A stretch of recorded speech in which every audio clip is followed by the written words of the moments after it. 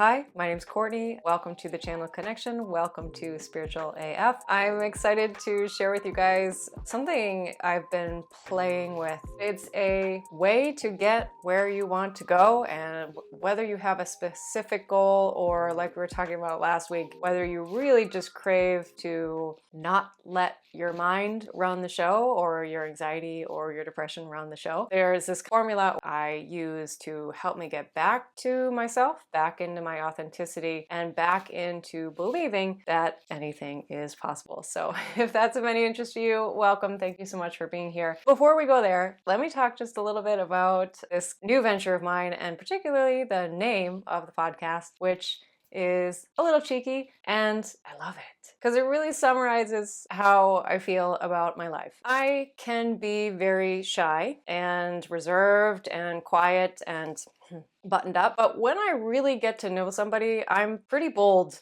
pretty blunt, sometimes rude and without a filter. And I mean, I like getting dolled up sometimes, but if I had my way, I'd be living in PJs every day. I'm like all about the comfort. So I have multitude of aspects, one of which is this very cynical, skeptical, hates mushy stuff. But I also have this very spiritual side that has actually saved my life, because the only reason I've been able to manage my sensitivities and answer some of these big questions, like why are we here? I know it's not meant to do these kind of mundane things that a lot of us just do and go through the motions and then get severely depressed because we believe there's more to life. I needed to believe that there's more to life. So I got into spirituality, even though a lot of it kind of clashed with my skeptical and my cynical and my, unfortunately, sometimes judgmental side. Knowing that there's more to life, knowing that I exist beyond my body, that energy is infinite. You can kind of see where I'm going with this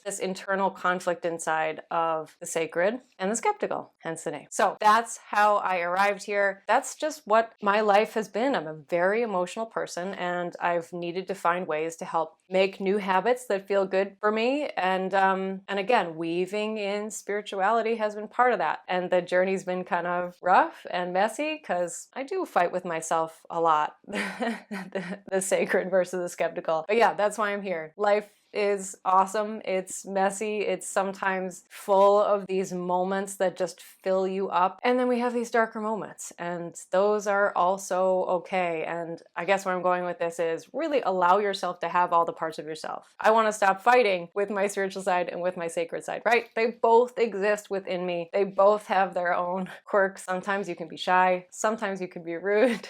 Sometimes you can get to that really spiritual place, even though 5 minutes ago you were feeling kind of cynical. If you can relate to that, please let me know. So what do I do when I find myself in these heavy places and I'm ready to get out of them? There's 3 stages or steps to this. Number 1, get yourself into presence. I know that we hear that so much, and there's a reason why mindfulness has been around for 50 years. It was one of the first things that started to make headway in the psychology department, realizing that, your mind and body are connected and they're communicating. And the importance for this is, if you're not paying attention, your mind could be, this is one of the things that has really held me back. I can get through this moment by focusing on the next one. And it might give you a little bit of safety or security at the time, but really you're just, and then the next moment, and then the next moment. And it gets really uncomfortable. I want to be here. I want to be experiencing what's going on now. This is where the peace is. This is where the calm is. This is where I want to be. I don't want to be focusing on my past and thinking about all the things that I did wrong. And when you get into this state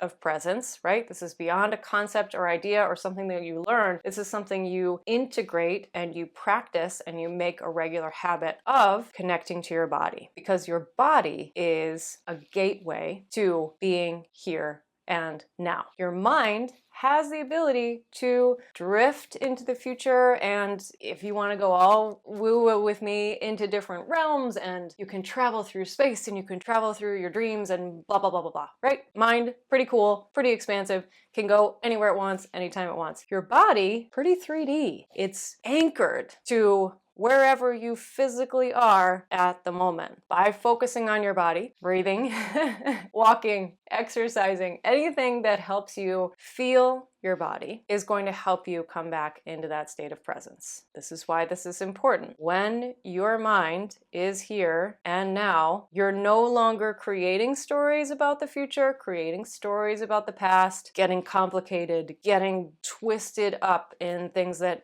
don't actually exist yet. You're here. You're now. Sometimes it's calm and peaceful just to come back into that place. But sometimes there's a reason why your mind has been traveling off into, well, what's next? What do I have to do? What do I have to do? What do I have to do? And for me, maybe it's different for you, but for me, it's usually because there's something I don't want to feel within my body right now. So I come into presence, and then what's really going on with me will sometimes come to the surface, or let's just say I'll become more aware of it. I'll become more conscious of why I've been avoiding being present. I've become more conscious of why I don't want to sit with whatever it is I'm feeling. And this guides you into the next stage, which is, can I allow for whatever I'm feeling? And this is the place where inner conflict starts to soften. Because I don't know about you, but I fight with myself a lot inside. I resist what's going on within me, thinking that I shouldn't feel that way, it shouldn't be there, I'm bad for feeling it. And I also, to be honest, resist my outer environment. Things should be different. I should be in a different place. I should be further ahead. I'm fighting with myself. I'm fighting with where I am in the moment. And majority of the time, I'm fighting with my feelings. All those naughty shoulds and shouldn'ts are very present. So this second stage, after you kind of come into your body, you're in the moment, maybe you become more aware or sensitive to what is going on with you. And then there's the practice of allowing it just to be there. And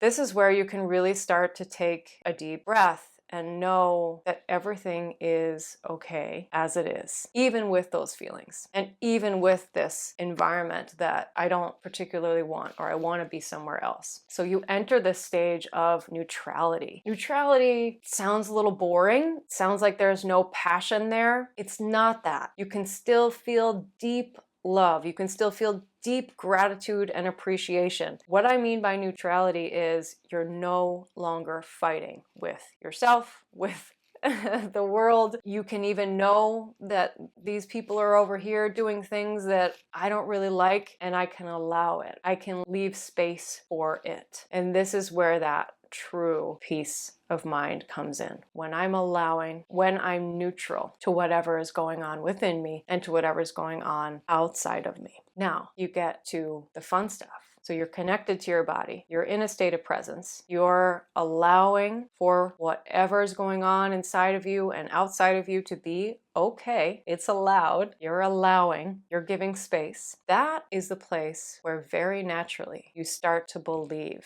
that anything is possible. And my skeptical brain just started going off like, how cheesy is that? Super cheesy. But what I mean is you start to come into a space where there's no more limitations. That means you can create your own reality. I'm not even talking about the law of attraction here. I'm not even talking about specifically inserting a goal and focusing on it and blah, blah, blah, blah, blah. I'm talking about getting yourself into, again, this is a state of mind. This is a state of being where you believe anything is possible. This is where life starts to get really fun. You start to open yourself to new possibilities. And again, you don't have to get specific. You're just open. You're just allowing. You're just present. And your life starts to come to you. Of course, you can make a plan and a vision board and whatever you want, especially if that's fun for you. But you can also just follow the energy and let the light guide the way. This is a term from Sarah Landon, and who channels the council. It's one of my favorite things that they talk about. And it kind of blew my mind when they said this. As a way of living, can you imagine just allowing yourself to follow the energy, meaning really follow your joy, what feels good for me to do right now, without even needing to worry about the next step, because the next step's going to come when you get there. because you're in the state of presence and because you're in the state of allowing. Here's the coolest thing about this system, this formula, this modality. If I'm not in that state, if I know that I'm tight, I'm tense, I'm mad, I'm resentful, I'm cursing the world around me, or more often myself, I need to go back to that previous step and allow for those feelings to be there and help myself get into a state of neutrality. Again, neutrality is not this boring place where you feel nothing. Neutrality is just the place where you're not fighting with yourself constantly. If I can't get there, if I cannot usher myself and soften into allowing and letting all my feelings be there and letting them do whatever they're doing over there, then I'm probably in my head, and I probably need to focus on this first step, which is coming into presence. I need to take a walk. I need to take a bath. I need to do some exercise. I need to do some breathing. I need to do some meditation. Okay, I don't even like the word need, but it would serve me well to do something that helped me come back into the moment, back into that state. Again, it's a state of being, state of presence, where I'm just here and now. Then I can go back to allowing, and then I can go back into the world of knowing, not just believing or wishing, knowing that anything is possible. I hope that makes sense. I'd love to hear what you feel about them. Of course, there are so many ways to go through each one of those steps, and those continuously evolve for me. If you are using some of your old techniques and they bore you and they don't really work anymore, try something new. Try a new way to get into that place of presence, to allow yourself to be neutral to your inner and outer environment, and to know that anything is possible. Lots of ways to do all three of those things. If you're wondering how, I do offer mentorship. I've got tons of tools in my tool belt that I can help you with any one of those stages, all three of those stages. Sometimes you work on each one of them in the same day, and sometimes you work on one of them for weeks and months at a time. It doesn't matter where you are. I would love to help you with that. If you're curious, you can check out more information on my website. And I've so enjoyed hanging out with you guys today. I'm Courtney. Welcome to the Channel Connection, and welcome to my podcast, Spiritual AF. I'll see you next time. Oh, please like, subscribe, and do all the things. Thank you.